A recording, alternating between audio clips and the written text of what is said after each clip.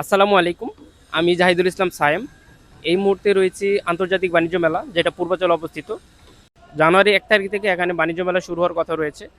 প্রধান উপদেষ্টা ডক্টর মোহাম্মদ ইউনূস জানুয়ারির ১ তারিখে বাণিজ্য মেলা উদ্বোধন করবেন। আহ, সকালে উদ্বোধন হবে এবং বিকালে জনসাধারণের জন্য সেটা খুলে দেওয়া হবে। তো প্রতি বছরের ন্যায় জানুয়ারি মাসব্যাপী এই মেলা চলবে। দেশি বিদেশি প্রায় ৩৫৫টার বেশি স্টল এই বছর থাকবে বলে শোনা গেছে। এবং এই বছর মেলাতে সবচেয়ে বড় আকর্ষণ যেটা, সেটা হচ্ছে বাংলাদেশ স্কয়ার নামে একটা জোন থাকবে, যেখানে আমাদের ইতিহাস, সংস্কৃতি এবং জুলাইয়ের বিভিন্ন স্মৃতি সেখানে সংরক্ষিত থাকবে। প্রতি বছর যেটা দেখা যায় যে ডিসেম্বরের প্রথম দিক থেকেই স্টল নির্মাণের কাজ শুরু হয়। তবে এই বছর একটু ব্যতিক্রম হয়েছে।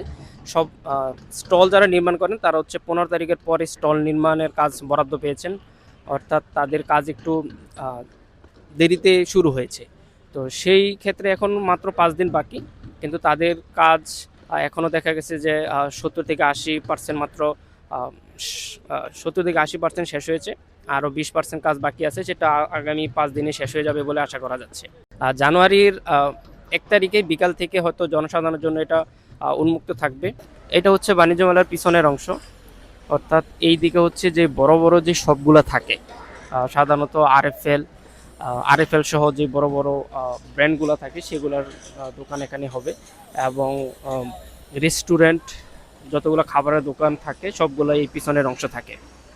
এবং শিশুদের হচ্ছে কিড জোন বা পার্ক, এটাও পিছনের অংশ থাকবে। তবে আমার একটা ব্যক্তিগত ওপিনিয়ন যেটা, এই বছরের মেলা কিছুটা ব্যতিক্রম হবে।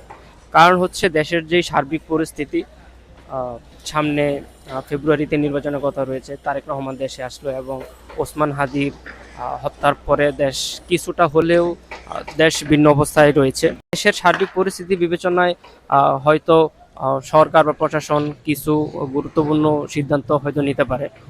হয়তো সিকিউরিটি আরও বেশি জোরদার হবে। যদিও বাণিজ্য মেলায় প্রতি বছরই খুবই সিকিউর থাকে, তবে এই বছর বিভিন্ন ঘটনার পরে বাণিজ্য মেলা আরও গত বছর থেকেও কিছুটা হয়তো পরিবর্তন হতে পারে। বিভিন্ন নিয়ম হয়তো তারা দিতে পারে যারা জনসাধারণ আসবে।